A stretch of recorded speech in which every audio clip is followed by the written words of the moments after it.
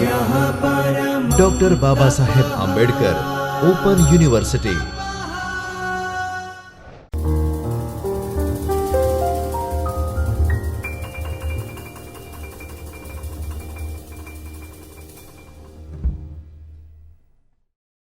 Namaskar. I, Dr. Reena Vaishnav, welcome you all in video lecture series conducted by Dr. Babasaheb Ambedkar Open University. This particular session will focus on MEG, Paper 5, Literary Theory and Criticism, Block 3, Unit 1, Romanticism. So, in this particular session, what we are going to discuss about? What exactly Romanticism is? What is Romanticism in literature? Right? What are the characteristics of Romanticism? So, let's dive in our session. Romanticism is one of the most important historical events of all times. Unlike lot of what gets called history, Romanticism is not a war or a piece of technology or political events. It refers to the birth of a new set of ideas. It is about a mindset and a way of feeling. Romanticism began in the Western Europe in the mid-18th century in the works of artists, poets and philosophers, and it subsequently spread all over the world, changing how millions of people look at nature, children, love, sex, money and work. We are all now no more or less in some aspects of our sensibilities, romantics. Romanticism is best understood as a reaction to the birth of the modern world, and some of its key features like industrialization, urbanization, secularization and consumerism. What follows are some of the central moments in the history of Romanticism. The Marius Paris, May 1762. The Swiss philosopher Jean-Jacques Rousseau published a book about raising children, Emile, or on education. It contained diatribes against the oppressive world of adults and praises the natural goodness, spontaneity and wisdom of little children. It is at points extremely anxious to get mothers to breastfeed their offspring, the first sustained argument for this practice in Western civilization. The world around Rousseau is growing even more rational, scientific and technologically based. It is increasingly sensible, planned and sterile and also bureaucratic. Against all of this, Rousseau emphasizes the child, the original rebel, representative of everything that is pure, unschooled and outside of adult discipline. It is the seat of creativity and genius.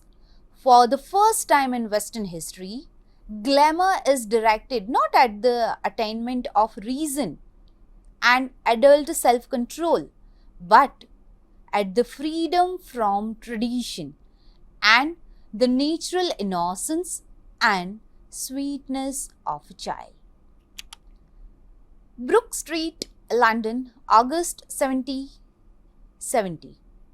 A precocious 17-year-old poet called Thomas Chatterton downed some arsenic and ended his life in a tiny attic apartment. He kills himself because no one wants to publish his poetry, which is concerned with beauty and wisdom, and because of his uncomprehending family are applying pressure to him to become a lawyer. A cult soon grows up around the young beautiful poet with shoulder-length chestnut hair. He becomes an emblem of something that will become very important for romantics. The idea of the sensitive, doomed person often an artist rejected by a cruel, vulgar world, Chatterton stands at the head of the long line of romantic heroes that will stretch from Byron to Keats to Van Gogh and eventually all the way to Jim Morris and Amy Winehouse. Romanticism borrows from Christianity. The romantic hero is a secularized Christ, while like Christ-like figure, the loser who is in truth deeply noble in the eyes of the few who understand it. Leipzig, Germany, 1774. The German author Goethe publishes the quite essential romantic love story, The Sorrow of Young Water. It tells the story of a passionate doomed love between a young poet called Water and a beautiful, clever young woman called Charlotte. Unfortunately for Water, Charlotte is married, so the love is impossible from the very start. But that doesn't stop Water, a dreamy and practical young man who loves the arts above all else. Like Chatterton, Water is under pressure to have a sensible career and Borges' life, but he can think of only one thing, and that is the impulses of his heart. Eventually, Water can't take it anymore and kill himself, but rather than condemning him as a lunatic and hothead, Goethe, one of the founding fathers of Romanticism, directs all our sympathies towards Water. We are supposed to be on his side, admiring his passionate and entirely impractical attitude to love. The book becomes the most popular novel of the generation. 3 million copies are printed. Napoleon declares it is the greatest work of European literature, and it dramatically changes how many people think of love. Privilege, dramatic outpouring of feeling over more traditional, rational concerns for class lineage and money. For a romantic, it is always right and noble to follow your heart. The disastrous results that follow are not any argument, that just proof of how desiccated and heartless the so-called adult sensible wood can be. Madrid, Spain, 1798. The artist Francisco Goya produces one of his most iconic images titled The Sleep of Reason Brings Out Monsters. It captures a quite essential romantic interest in the limits of reason and the power of the irrational over humans' fragile minds. To be romantic is to have a sympathy for madness and to hold an almost vengeful attitude towards bombastic claims as to the triumph of rationality, science and logic. The Lake District, England, December 1799. A young English poet called William Wordsworth and his sister Dorothy move into what's said to become one of the most famous residences in the history of our English literature, Dove Cottage, in Grasmere on the edge of the Lake District. Here they will spend the next 9 years, and Wordsworth will, he has wrought some of the greatest poetry in English language, celebrating something that is very under threat, the natural world. He wrote about daffodils, oak trees, clouds, butterflies and rivers, and his work focused on charm and seduce Europe. Within a generation, there Wordsworth's own estimate to be more tourists than ships. In the Lake District, most importantly, running through Wordsworth.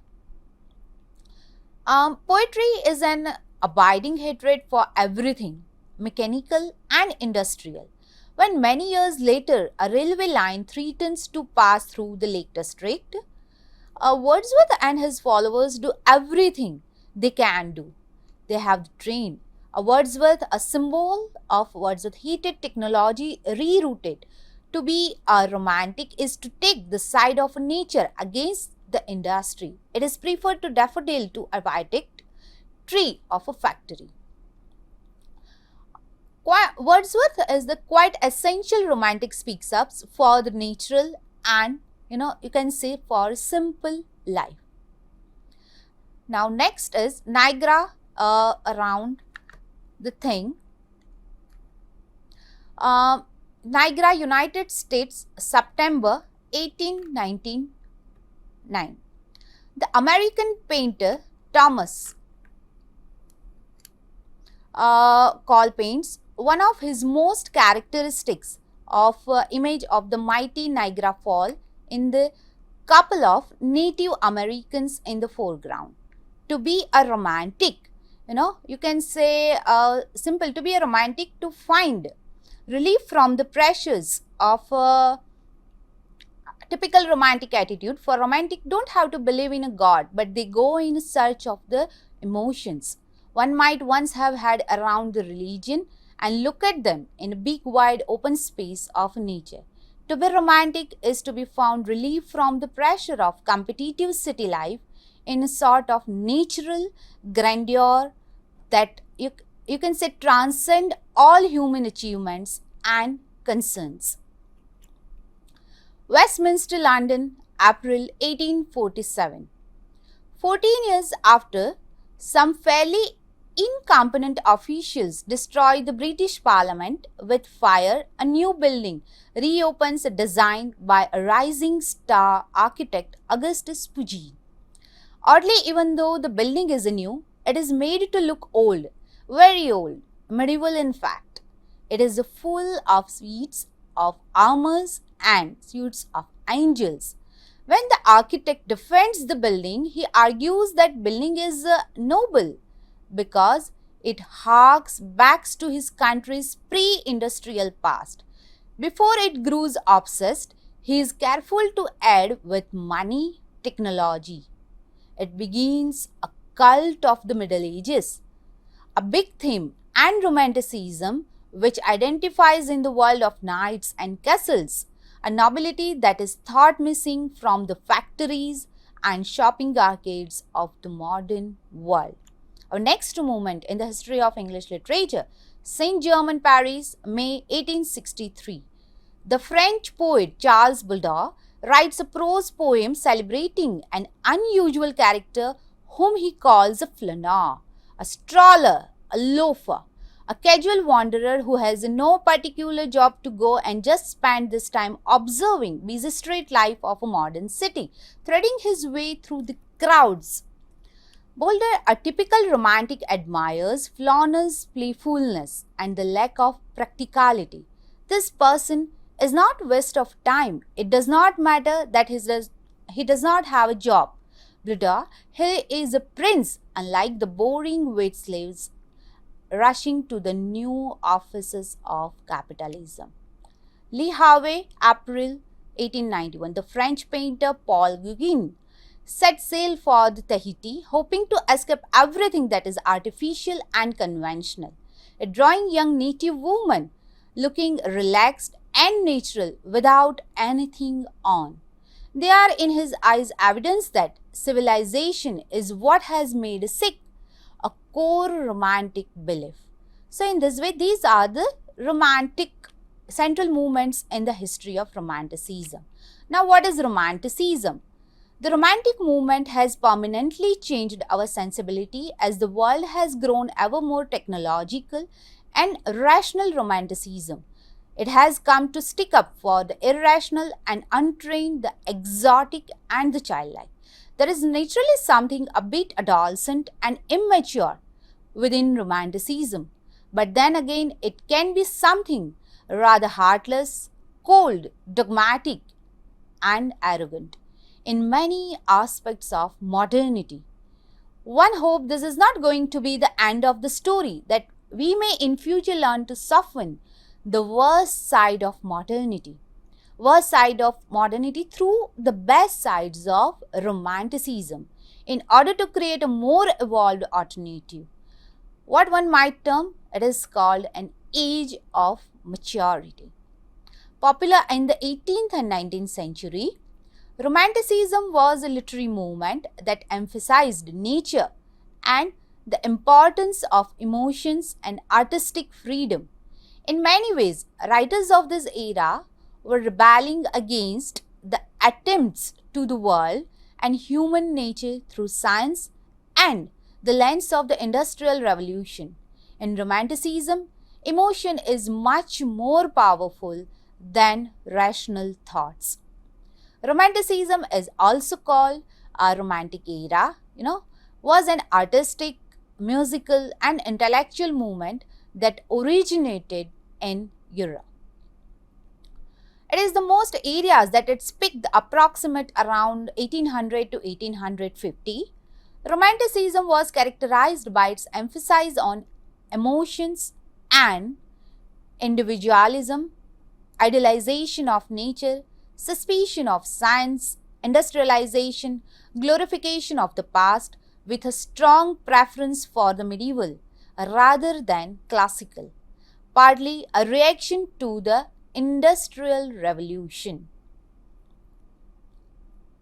The social and political norms of the Age of Enlightenment, and the scientific rationalization of nature, all components we can include in modernity, embodied most strongly in the visual arts, music and literature, but has a major impact on education.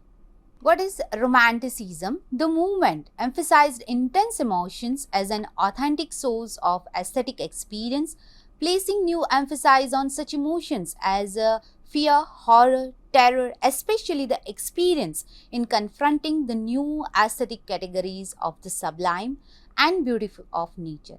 Romanticism is a literary movement spanning roughly through 1800 to 1850.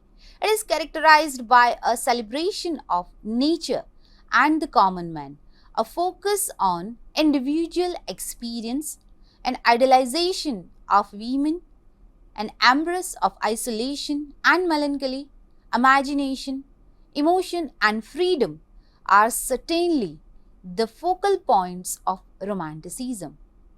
List of particular characteristics of the literature of Romanticism includes subjectivity and an emphasis on individualism, spontaneity, freedom from rules, solitary life rather than life in society, the beliefs that imagination is superior to reason and devotion to beauty, love of and worship of nature, and fascination with the past, especially the myths and mysticism of the Middle Ages.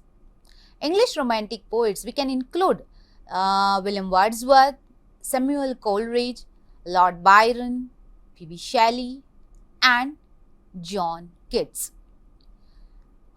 In American Romantic poets, we can include poets, or you can say writers like Ralph Waldo Emerson, Nathaniel Hawthorne, Edgar Allan Poe, Henry David Thoreau, Herman Melville, and Walt Whitman.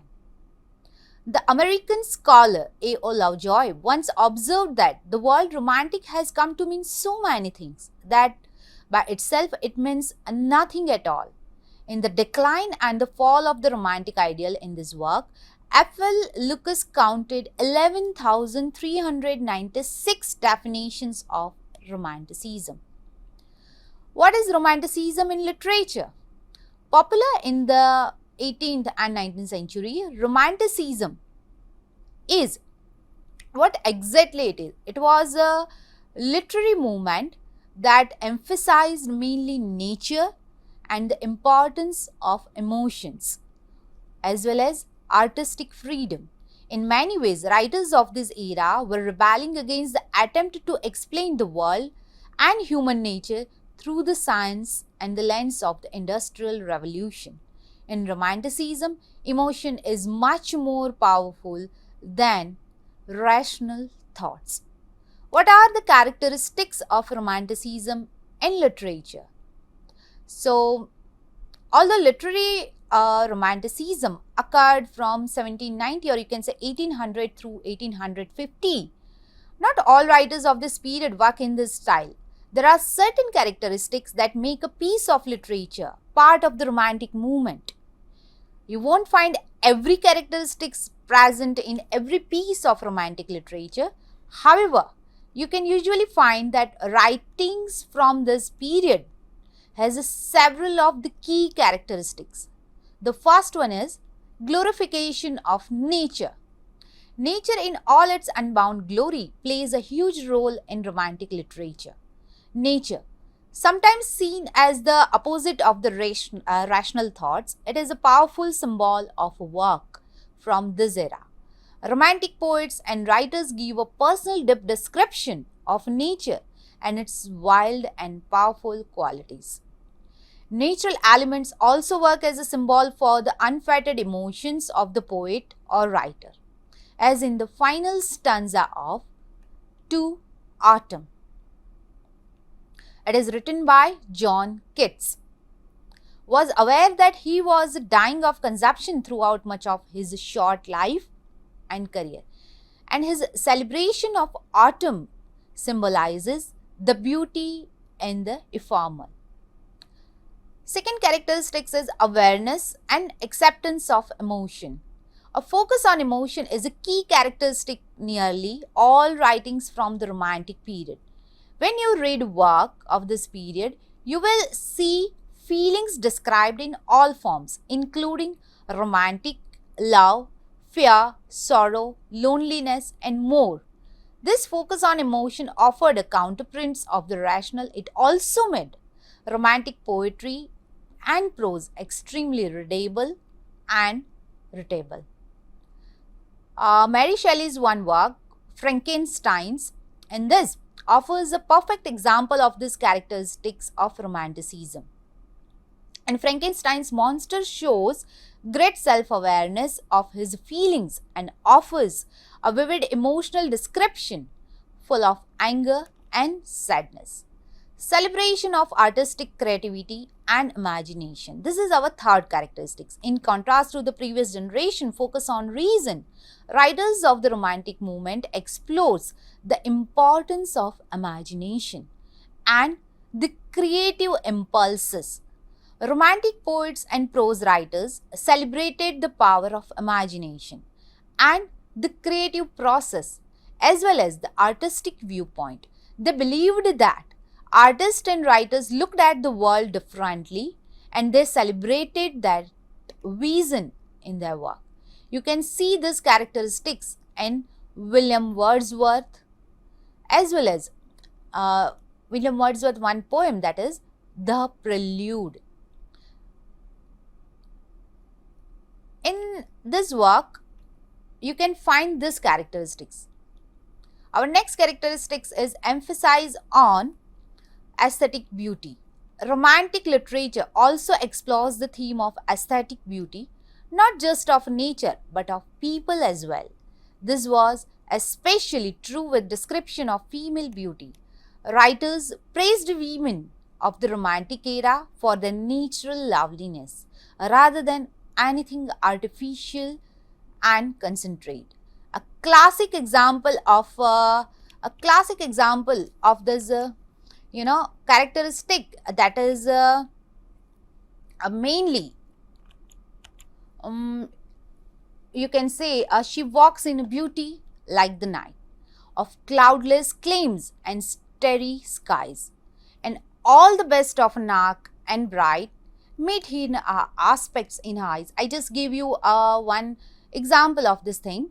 This mellowed to the tender light which heaven to goody day denies.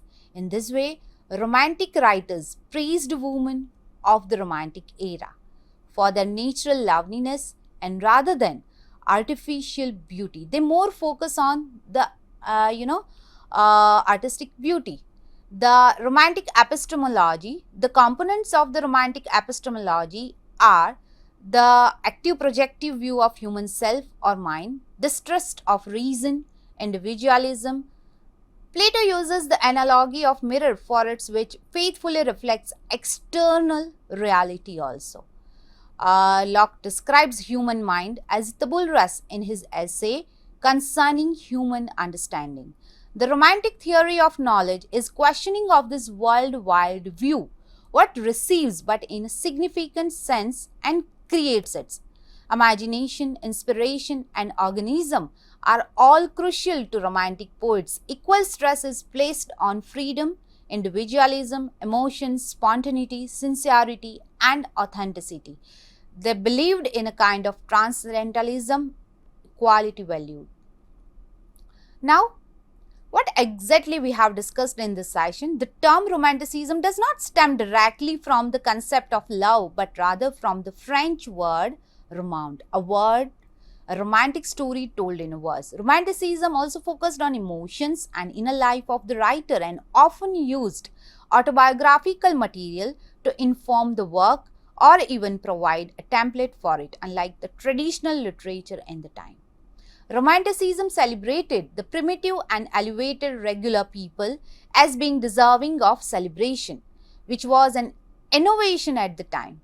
Romanticism also fixated of nature as a primordial force and encouraged the concept of isolation as necessary for spiritual and artistic development. So, in today's session, what we have discussed? We have discussed some of the central moments in the history of Romanticism. What exactly is Romanticism? What is Romanticism in literature? What are the characteristics of Romanticism? And we have also discussed about Romantic epistemology.